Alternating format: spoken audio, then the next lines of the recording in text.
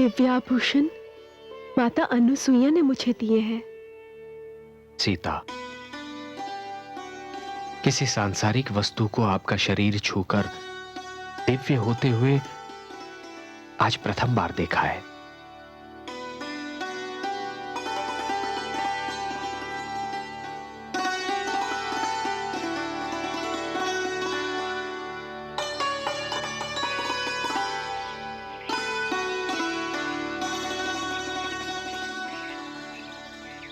श्री राम, आपको विदा करते हुए हृदय बहुत व्याकुल हो रहा है।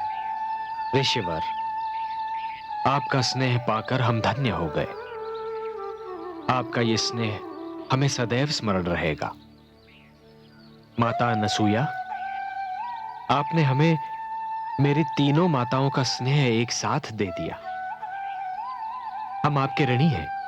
ऐसे महान अतिथि ने हमारे आश्रम में पग धरे, ये हमारा सौभाग्य है।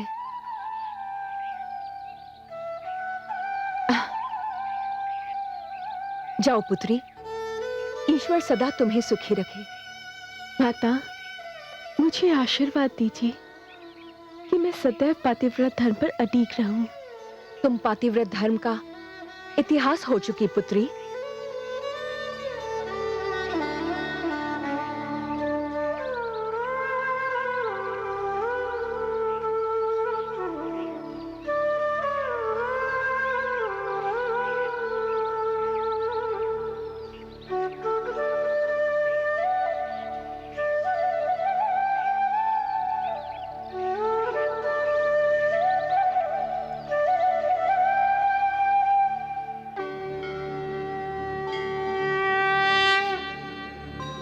स्वामी,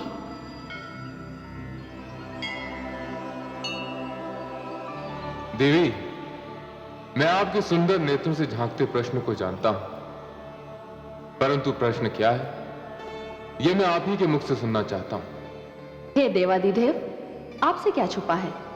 आप तो स्वयं ज्ञान की ऊंचाइयों और रहस्य की गहराइयों तक पहुंचे हुए हैं, परंतु मेरे मन को एक प्रश्न का उत्तर नहीं मिल रहा। मैं जानने को उत्सुक हूं। हे भोलेनाथ, कैकेयी ने महाराज दशरथ से केवल यह वचन लिया था कि राम अयोध्या से दूर किसी वन में जाकर वास करेंगे। राम तो कोई भी वन चुन सकते थे, फिर उन्होंने दक्षिण का क्षेत्र और पंचवटी का मार्ग क्यों चुना? देवी, मेरे आराध्य का कोई भी कार्य बिना कारण नहीं होता। उनके हर कार्य में कारण और हर कार्य में मानवता का कल्याण निहित होता है। दक्षिण का क्षेत्र और पंचवटी का मार्ग चुनने का संबंध भी मानव कल्याण से ही। मैं यही जानना चाहती हूं भोलेनाथ। दक्षिण के क्षेत्र और पंचवटी के मार्ग में महान ऋषि और उनके आश्रमों की बहुतायत है। ये ऋषिगण राक्षसों के आतंक से त्रस्त हैं, जिनकी इस क्षेत्र में भरमार है। मेरे आराध्य श्री राम ने धरती पर जन्म ही इसलिए लिया है कि वे आश्रम संस्कृति की रक्षा और राक्षस प्रवृत्ति का सर्वनाश कर सके। इस क्षेत्र और इस मार्ग को चुनने का यही कारण है।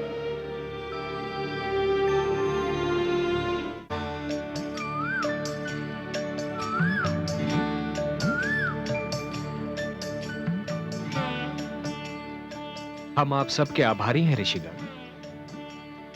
आपने और आपके गुरु अगस्त्य मुनि ने हमारे लिए जो कष्ट उठाया, उसके लिए कोटि कोटि धन्यवाद। अब आप लौट सकते हैं। हमें आपकी सेवा करने का अवसर मिला, यह हमारा सौभाग्य है। आप इसी मार्ग पर दक्षिण की ओर बढ़ते जाएंगे तो कुछ दूर जाकर आपको एक ही स्थान पर 5 वट के वृक्ष मिलेंगे, वही पंचवटी है।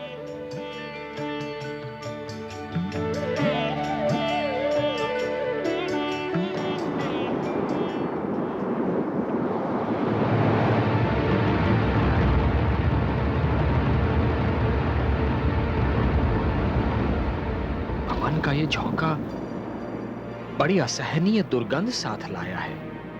ये दुर्गंध उसी आतंक की है जिसने इस क्षेत्र को अपनी घिनौनी छाया से ढक लिया है। किसने फैलाया है आतंक? दुष्ट राक्षसों ने, लंकेश रावण के वंशजों ने और सैनिकों ने।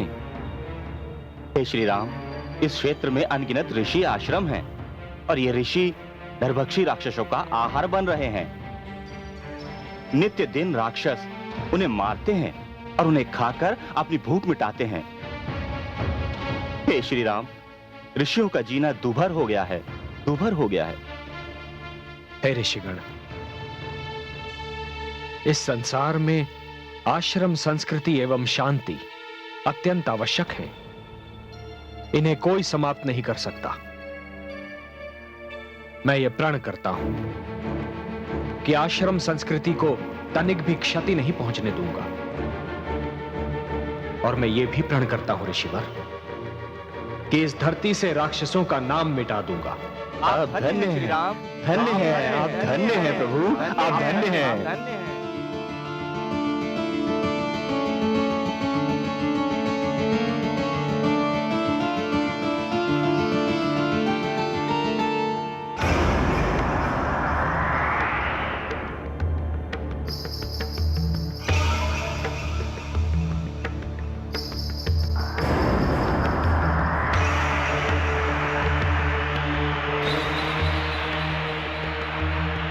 आर्यपुत्र, क्या हुआ देवी?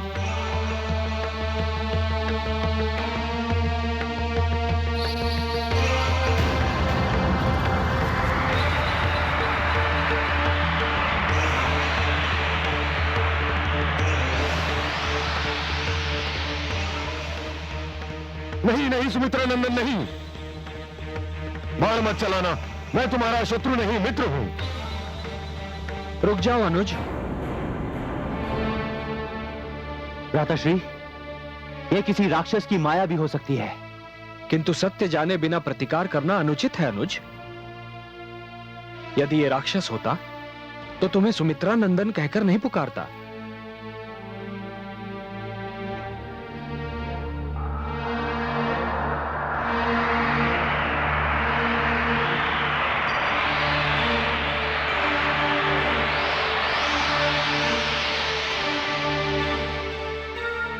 कौन है आप? आपका विशालकाय शरीर देखकर मेरी पत्नी जानकी तो अत्यंत भयभीत हो गई थी। मुझसे भयभीत होने की कोई आवश्यकता नहीं है। मैं आपके पिता श्री महाराज दशरथ का मित्र हूं। मेरी महाराज से यही भेंट हुई थी जहां आप तीनों खड़े हैं। बहुत समय हो गया इसको। महाराज शब्द भेदी बाण विद्या का अभ्यास करने यहीं आए थे। 7 दिन की तपस्या के लिए महाराज दशरथ इसी स्थान पर ध्यान मग्न बैठे थे।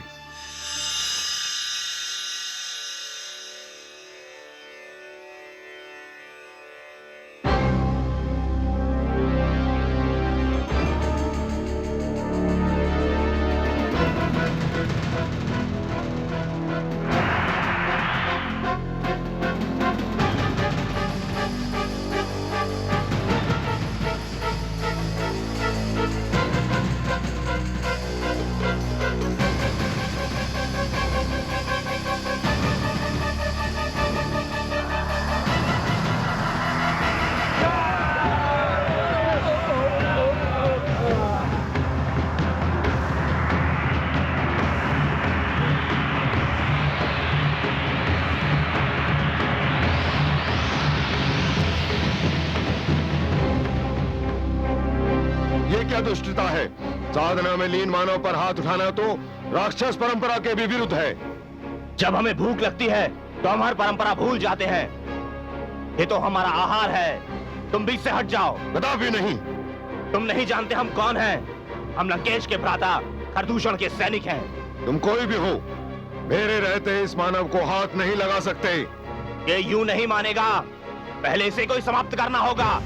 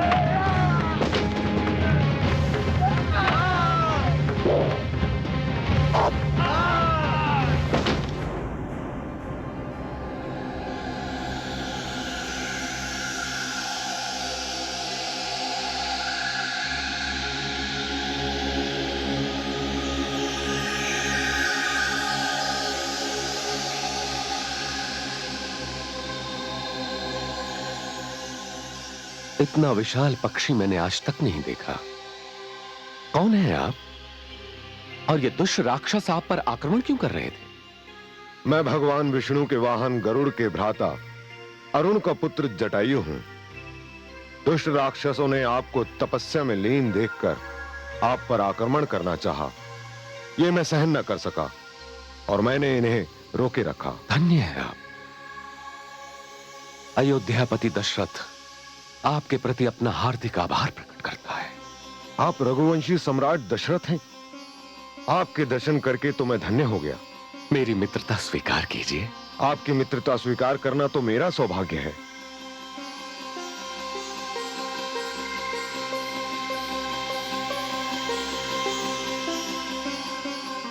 अब ये मित्रता कभी नहीं टूटेगी।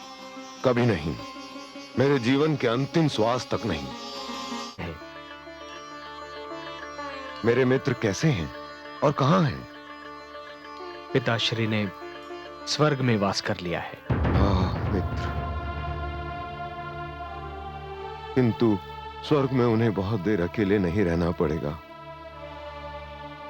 मैं भी बूढ़ा हो चुका हूं। शीघ्र ही अपने मित्र से जा मिलूंगा। आप सब कहां जा रहे हैं? हम सब पंचवटी की ओर जा रहे हैं। यहां से कितना दूर है? अधिक दूर नहीं, आइए मेरे साथ।